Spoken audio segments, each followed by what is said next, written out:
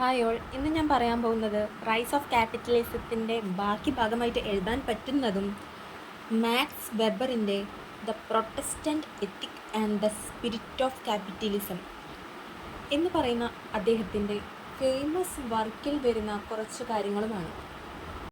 Particularly his theory on the rise of capitalism in modern western society. World famous സോഷ്യോളജിസ്റ്റായ Max വെബറിൻ്റെ ഒരു famous വർക്കാണ് the Protestant ethic and the spirit of capitalism. On these work, Max Weber examines the relationship between the rise of certain forms of Protestantism and the development of Western industrial capitalism. Protestantism is a major religious tradition within Christianity that emerged during the Reformation. ക്രിസ്ത്യാനിറ്റിയിൽ വരുന്നൊരു ശാഖയാണ് പ്രൊട്ടസ്റ്റാൻറ്റിസം എന്നാണ് പറയുന്നത്. ഇതിനെക്കുറിച്ച് weber study ചെയ്തിട്ടുണ്ട്. The Protestant ethic and the spirit of capitalism ഈ പറയുന്നവർക്ക് 1902 1903 ഇടയിലാണ് എഴുതിയിട്ടുള്ളത്. എന്നാൽ പബ്ലിഷ് ചെയ്തത് 1904 1905 ഇത് അദ്ദേഹത്തിൻ്റെ ഒരു മാസ്റ്റർ പീസായിട്ടുള്ള ഒരു വർക്കാണ്. ഈ വർക്കിൽ മാക്സ് വെബറിൻ്റെ കോൺസെപ്റ്റ് ഓഫ് റിലീജിയനും ആൻഡ് റിലീജിയസ് ഐഡിയാസ് എന്താണെന്നാണ് പറയുന്നത്. ഈ റിലീജിയൻ മാത്രമല്ല, ക്യാപിറ്റലിസം എന്താണ്, ക്യാപിറ്റലിസ്റ്റ് ഡെവലപ്മെൻറ്റ് എന്താണെന്നും കൂടെ ഈ വർക്കിൽ പറയുന്നുണ്ട്. മാക്സ് വെബർ മെയിനായിട്ടും പ്രൊട്ടസ്റ്റൻ്റ് എന്ന് പറയുന്ന ഒരു ക്രിസ്ത്യാനിറ്റി വിഭാഗത്തെക്കുറിച്ചാണ് പഠിച്ചിട്ടുള്ളത്. അതിൽ പറയുന്നത് പ്രൊട്ടസ്റ്റൻ്റ് വിഭാഗത്തിൽപ്പെട്ടവർ അവരുടെ വിശ്വാസങ്ങൾ എങ്ങനെയാണ് അവരുടെ സാമ്പത്തിക പെരുമാറ്റത്തെ സ്വാധീനിച്ചതെന്ന് അത് വെബർ കൃത്യമായി പഠിക്കുന്നുണ്ട്.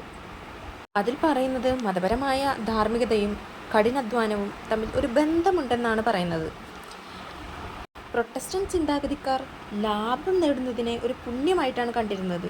സമ്പത്ത് ഒരു വ്യക്തിപരമായ ആസ്വാദനത്തിനുള്ള ഉപാധിയായി കാണുന്നതിന് പകരം അത് ദൈവത്തെ പ്രീതിപ്പെടുത്താനുള്ള വഴിയായും സാമ്പത്തിക വികസനത്തിനുള്ള മാർഗമായും അവർ കണക്കാക്കി.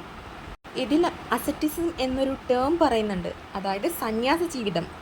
പ്രൊട്ടസ്റ്റന്റ് വിഭാഗത്തിൽപ്പെടുന്ന കുറേ ആളുകൾ സന്യാസ ജീവിതത്തിൽ വിശ്വസിച്ചിരുന്നു. അതായത് സ്വന്തം സുഖങ്ങൾ ത്യജിച്ച് കഠിനാധ്വാനം ചെയ്യാനും ഭാവിക്കായി സമ്പത്ത് സ്വരൂപിക്കാനും അവരെ അത് പ്രേരിപ്പിച്ചിട്ടുണ്ട്.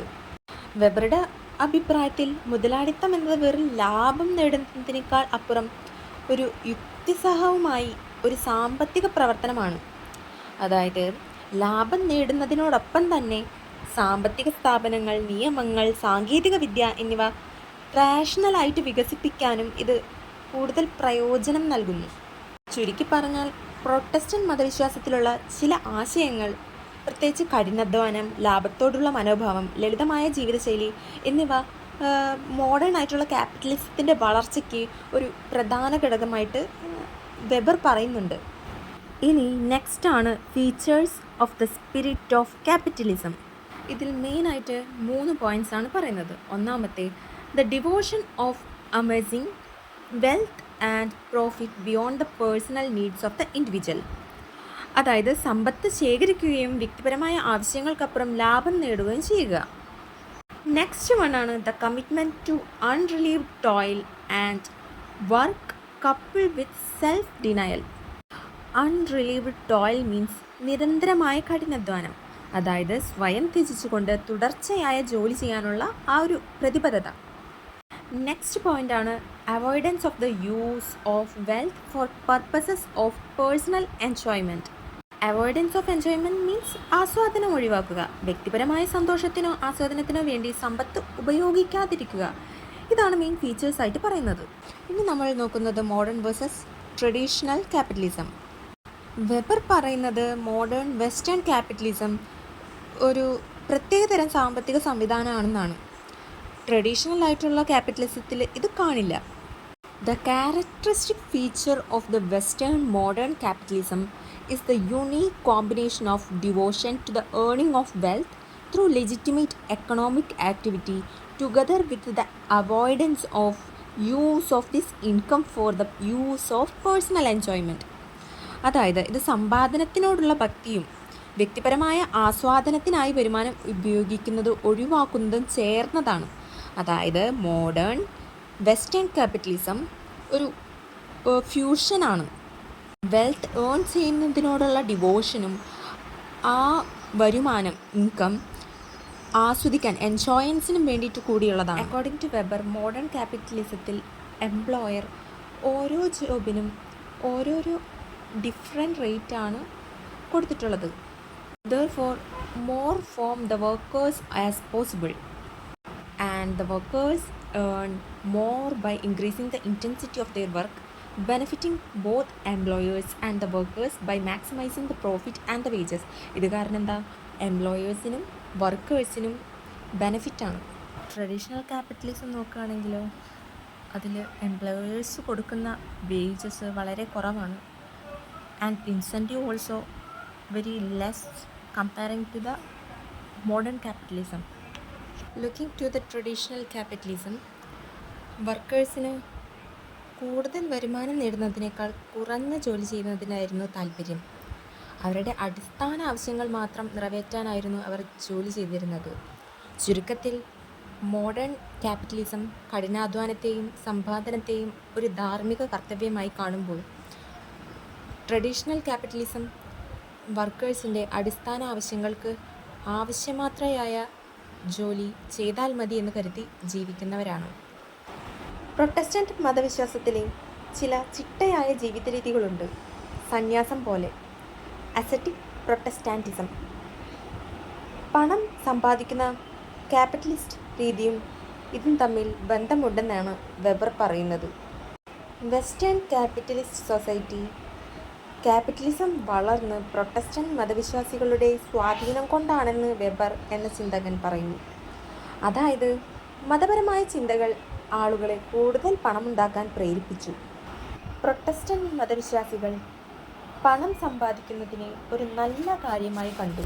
വെറുതെ ആർഭാടമായി ജീവിക്കാൻ വേണ്ടിയായിരുന്നില്ല, മറിച്ച് ദൈവത്തെ പ്രീതിപ്പെടുത്താനും ലോകത്ത് നല്ല കാര്യങ്ങൾ ചെയ്യാനും വേണ്ടിയായിരുന്നു അത്. ഈ മതവിഭാഗക്കാർ വളരെ ചിട്ടയോടെയും കഠിനാധ്വാനം ചെയ്തും ജീവിച്ചു.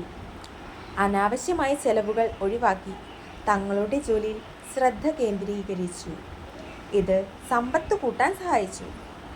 Weber differentiates 4 main types of ascetic Protestantism: Calvinism, Methodism, Pietism and Baptist sector. ഇനി പറയുന്നത് പ്രൊട്ടസ്റ്റൻ്റ് മതവിശ്വാസത്തിലെ കാൽവിനിസത്തെക്കുറിച്ചാണ്. കാൽവിനിസം വിശ്വസിക്കുന്ന ആളുകളുടെ ജീവിത രീതിയും സാമ്പത്തിക വിജയത്തെ എങ്ങനെ സ്വാധീനിച്ചു എന്നാണ് പറയുന്നത്. Weber identified as the centre of the Calvinist religious reform a body of ideas known as the doctrine of predestination. Doctrine of predestination എന്ന ഐഡിയ 4 എസെൻഷ്യൽ ഡിഗ്രിയെ ബേസ് ചെയ്തിട്ടുള്ളതാണ്. ഒന്നാമത്തത് ഡിവൈൻ ഡിഗ്രി, രണ്ടാമത്തത് അൺനോൺ ഫെയ്റ്റ്, മൂന്നാമത്തത് ഇർറിവേഴ്സിബിൾ ഡിഗ്രി, നാലാമത്തെ Christ suffering. Divine ഡിഗ്രിയെ കുറിച്ച് പറയുകയാണെങ്കിൽ, കാൽവിനിസം അനുസരിച്ച് ലോകം ആരംഭിക്കുന്നതിന് മുമ്പ് തന്നെ ദൈവം ചിലരെ രക്ഷിക്കാനും ചിലരെ ശിക്ഷിക്കാനും തീരുമാനിച്ചിട്ടുണ്ട്. ഇതിന് വിധി എന്നറിയപ്പെടുന്നു. Predestination. Before the world began, the God divided all the humanity into 2 classes of persons, the saved and the damned. രണ്ടാമത്തേതാണ് അൺനോൺ ഫേറ്റ്. ആർക്കാണ് മോചനം ലഭിക്കുക എന്നത് മരണത്തിന് മുമ്പ് ആർക്കും അറിയാൻ കഴിയില്ല. അതിന് ഒരു തെളിവുകളും അടയാളങ്ങളോ ഇല്ല. No believer should or could not know their fate until it is revealed to them upon their death. Third വണ്ണാണ് ഇർറിവേഴ്സിബിൾ ഡിഗ്രി. പ്രവാചകനോ കുംഭസാരമോ വഴി പാപമോചനം നേടാൻ സാധ്യമല്ല. Nothing could be done to relieve, forgive or reverse the degree. No priest, no prayer, no sacrament and no worldly forgiveness by confession or communication. നാലാമത്തതാണ് Christ suffering. God has abandoned all but the elect, since Christ had suffered suffering only for the elect. ദൈവം ചിലരെ ഉപേക്ഷിച്ചുവെങ്കിലും താൻ തിരഞ്ഞെടുത്തവർക്ക് വേണ്ടി ക്രിസ്തു കഷ്ടപ്പെട്ടു. Along with these degrees, Calvin imposed 2 obligations of the believers. that they shall assume that they are among the elected, and having any doubt about their salvation is a loss of faith in God. He also added that since one's fate is already decided, there is no hope of appeal or change of faith through prayer, and also since the God is transcendent and could not be called upon or approached. തങ്ങൾ രക്ഷിക്കപ്പെട്ടവരാണെന്ന് ഉറപ്പില്ലെങ്കിലും വിശ്വാസികൾ രണ്ട് പ്രധാന കടമകൾ Calvin നിർബന്ധമാക്കി. തങ്ങൾ രക്ഷിക്കപ്പെട്ടവരാണെന്ന് സ്വയം വിശ്വസിക്കുക. 2. തങ്ങളുടെ വിശ്വാസം നഷ്ടപ്പെടുന്നതിൽ ഭയമില്ലാതിരിക്കുക. കാരണം ഒരാൾക്ക് ഒരു തവണ വിശ്വാസം നഷ്ടപ്പെട്ടാൽ പിന്നെ രക്ഷപ്പെടാൻ ഒരു പ്രതീക്ഷയുമില്ല. ഈ പ്രൊട്ടസ്റ്റാന്റിസം എന്ന ഐഡിയോളജി വിശ്വാസികളിൽ വലിയൊരു ഇൻറ്റേർണലായിട്ടുള്ള ഒറ്റപ്പെടലുണ്ടാക്കി. ഈ പ്രൊട്ടസ്റ്റാന്റിസം എന്ന ഐഡിയോളജി വിശ്വാസികളുടെ ഇടയിൽ വലിയൊരു ഏകാന്തത ഉണ്ടാക്കി. കാരണം താൻ രക്ഷിക്കപ്പെട്ടവനാണെന്നോ അവർക്ക് ഉറപ്പില്ലായിരുന്നു. സേവ്ഡ് ആണോ ഡാംഡ് ആണോ എന്നൊന്നും അവർക്ക് ഉറപ്പില്ലായിരുന്നു. റാഷണലായിട്ടുള്ള കൺഫ്യൂഷനിൽ നിന്ന് രക്ഷപ്പെടാൻ അവർ ലോകപരമായ കാര്യങ്ങളിൽ മുഴുകി. പ്രത്യേകിച്ച് ക്യാപിറ്റലിസ്റ്റ് ചിന്താഗതിയിലേക്ക് തങ്ങൾ ദൈവത്താൽ തിരഞ്ഞെടുക്കപ്പെട്ടവരാണെന്നതിൻ്റെ ഒരു സൂചനയായി അവർ കണ്ടു. സാമ്പത്തികമായ വിജയം എന്നത് ദൈവത്തിൻ്റെ അനുഗ്രഹത്തിൻ്റെ അടയാളമായി വ്യാഖ്യാനിക്കപ്പെട്ടു. ഇത് ആളുകളെ കഠിനാധ്വാനം ചെയ്യാനും അമിതമായ സമ്പത്ത് ആഗ്രഹിക്കാതിരിക്കാനും പ്രേരിപ്പിച്ചു. സമ്പത്ത് വ്യക്തിപരമായ ആസ്വാദനത്തിനുള്ളതല്ല, മറിച്ച് ദൈവത്തിൻ്റെ ഒരു സേവനം നൽകുന്നതിന് വേണ്ടിയുള്ളതാണ് എന്ന് അവർ വിശ്വസിച്ചു. അമിതമായ ആഡംബരം ഒഴിവാക്കി കൂടുതൽ ലാഭമുണ്ടാക്കാൻ സഹായിക്കുന്ന കാര്യങ്ങളിൽ ശ്രദ്ധ കേന്ദ്രീകരിച്ചു.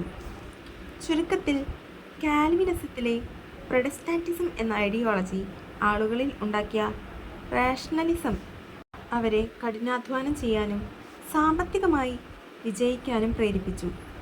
ഇത് അവർക്ക് തങ്ങൾ ദൈവത്താൽ തിരഞ്ഞെടുക്കപ്പെട്ടവരാണെന്ന് ഒരുതരം ആത്മവിശ്വാസം നൽകി. ഈ മനോഭാവം മുതലാളിത്തത്തിൻ്റെ വളർച്ചയ്ക്ക് ഒരു പ്രധാന കാരണമായി വെബർ ചൂണ്ടിക്കാണിക്കുന്നു. Other worldly and inner worldly asceticism. സ്വന്തം ആഗ്രഹങ്ങളെ നിയന്ത്രിച്ച് ലളിതമായി ജീവിക്കുന്ന സന്യാസ രീതി പല മതങ്ങളിലും കാണാം. എന്നാൽ പ്രൊട്ടസ്റ്റന്റ് മതത്തിൽ ഇത് വളരെ വ്യത്യസ്തമായിരുന്നു. പ്രൊട്ടസ്റ്റന്റ് സന്യാസത്തിൻ്റെ പ്രത്യേകത എന്തെന്നാൽ ഇത് ഡേ ടു ഡേ ലൈഫിൻ്റെ, പ്രത്യേകിച്ച് ജോലിയെ ചിട്ടപ്പെടുത്തി. ഈ വാണിജ്യപരമായ സന്യാസം, അതായത് കൊമേഴ്ഷ്യൽ അസറ്റിസം, സാധാരണ സന്യാസിമാരുടെ ജീവിത രീതിയിൽ നിന്ന് വ്യത്യസ്തമായിരുന്നു. Weber differentiates 2 type of asceticism. ഒന്നാമത്തത് അതർ വേൾഡ്ലി അസറ്റിസം. ഇതിൽ വിശ്വസിക്കുന്നവർ ലോകത്തിൽ നിന്ന് പൂർണ്ണമായും ഒഴിഞ്ഞുമാറി സ്വയം ഒറ്റപ്പെട്ട് ജീവിക്കുന്നു. കാരണം ലോകം പ്രലോഭനങ്ങളും പാപങ്ങളും നിറഞ്ഞതാണെന്ന് അവർ വിശ്വസിക്കുന്നു. മതപരമായ ഭക്തിയിലൂടെയും സ്വയം ത്യാഗത്തിലൂടെയും ലോകത്തിൽ നിന്ന് മാറി നിൽക്കുന്നതിലൂടെയാണ് അവർ മോക്ഷം നേടുന്നത്. ഇത് ലൗകിക ജീവിതത്തെ പൂർണ്ണമായി ഉപേക്ഷിക്കുന്നതിന് തുല്യമാണ്. ഇതിനെ മോണാസ്റ്റിക് അസറ്റിസം എന്നും കൂടെ പറയുന്നുണ്ട്. Also requires it believers to isolate themselves from this world at large and reject the world as form of temptation. രണ്ടാമത്തെ അസറ്റിസമാണ് ഇന്നർ വേൾഡ്ലി അസറ്റിസം. പ്രൊട്ടസ്റ്റന്റ് സന്യാസം ഈ വിഭാഗത്തിൽപ്പെടുന്നു. ഇതിൽ വിശ്വസിക്കുന്നവർ ലോകത്തിൽ നിന്ന് ഒഴിഞ്ഞു മാറുന്നില്ല, മറിച്ച് ലോകത്ത് നിന്നുകൊണ്ട് തന്നെ തങ്ങളുടെ പ്രവർത്തനങ്ങളിൽ ശ്രദ്ധ കേന്ദ്രീകരിക്കുന്നു. ലോകം ഒരു വ്യക്തിയുടെ ഉത്തരവാദിത്തമാണെന്നും ഒരു സന്യാസപരമായ കാഴ്ചപ്പാടോടെ ലോകത്തെ മെച്ചപ്പെടുത്താൻ തങ്ങൾക്ക് കടപ്പാടുണ്ടെന്നും അവർ വിശ്വസിക്കുന്നു. അതായത് ലോകകാര്യങ്ങൾ ഉപേക്ഷിക്കുന്നതിന് പകരം അതിൽ മുഴുകി ദൈവഹിതമനുസരിച്ച് അതിനെ മാറ്റിയെടുക്കാൻ അവർ ശ്രമിക്കുന്നു. Inner worldly asceticism requires its believers to focus their activities in the world on the understanding that the world is individuals' responsibility and that they understanding the obligation to transform it in accordance with an ascetic ideal. Next എന്നാണ് relating the concept of calling to capitalism. ഇതിൽ നമുക്ക് കത്തോലിക്ക സഭയും Protestant മതവും calling എന്നതിനെ എങ്ങനെ കണ്ടു എന്നും അത് ക്യാപിറ്റലിസത്തിനെ എങ്ങനെ സ്വാധീനിച്ചു എന്നതും വിശദീകരിക്കും. The concept of calling in Catholic sector പ്രധാനമായും സന്യാസ ജീവിതത്തെയും മതപരമായ കടമകളെയും, ഉദാഹരണത്തിന് പുരോഹിതനാകുന്നത് സൂചിപ്പിക്കുന്ന ഒന്നായിരുന്നു. സാധാരണ ലോക ജീവിതത്തിലെ ജോലികൾക്ക് വലിയ പ്രാധാന്യം ഉണ്ടായിരുന്നില്ല. ഭൗതികമായ കാര്യങ്ങൾ താൽക്കാലികവും ആത്മീയ കാര്യങ്ങൾക്ക് വിപരീതമാണെന്ന് അവർ കരുതി. The concept of calling in Protestantism വ്യത്യസ്തമായ അർത്ഥം ലഭിച്ചു. അവരുടെ കാഴ്ചപ്പാടിൽ സാധാരണ ലോക ജീവിതത്തിലെ ജോലികളും ദൈവികമായ കാര്യങ്ങൾ ചെയ്യുന്നതിന് തുല്യമാണ്. അതായത് കഠിനാധ്വാനം ചെയ്ത് ജോലി ചെയ്യുന്നത് ദൈവത്തെ സേവിക്കുന്നതിന് തുല്യമായി അവർ കണ്ടു. Protestant asceticism provided an intense moral focus to transforming the world through labor and self-discipline. കഠിനാധ്വാനം, അച്ചടക്കം, സാമ്പത്തിക വിജയം എന്നിവ ദൈവവുമായുള്ള ഒരു ബന്ധമായി അവർ കണ്ടു. പ്രൊട്ടസ്റ്റന്റ് വിശ്വാസം പറയുന്നത് ഈ ലോകം ദൈവത്തിൻ്റെ സൃഷ്ടിയാണ്, അത് മെച്ചപ്പെടുത്താൻ മനുഷ്യന് കടമയുണ്ട് എന്നതാണ്. അതുകൊണ്ട് സാമ്പത്തികമായി വിജയിക്കുന്നത് ദൈവത്തെ പ്രീതിപ്പെടുത്തുന്ന ഒരു കാര്യമായി അവർ കണ്ടു. ഒരു സാധാരണ വ്യക്തിയുടെ ലൗകിക ജീവിതത്തിലെ പ്രവർത്തനങ്ങൾ പോലും ദൈവത്തിന് സ്വീകാര്യമാണെന്ന് പ്രൊട്ടസ്റ്റന്റുകാർ വിശ്വസിച്ചു. ചുരുക്കത്തിൽ, കത്തോലിക്ക സഭയിൽ സാധാരണ ജോലികൾക്ക് ആത്മീയ പ്രാധാന്യം കുറവായിരുന്നപ്പോൾ പ്രൊട്ടസ്റ്റന്റ് മതത്തിൽ കഠിനാധ്വാനം ചെയ്ത് ജോലി ചെയ്യുന്നത് ഒരുതരം ദൈവിക സേവനമായി കണ്ടു. ഈ ചിന്താഗതിയെയാണ് മുതലാളിത്തത്തിൻ്റെ വളർച്ചയ്ക്ക് പ്രധാന കാരണം എന്ന് വെബർ പറയുന്നത്. The calling of the individual was to fulfill his or her duty to God through the moral conduct of toil.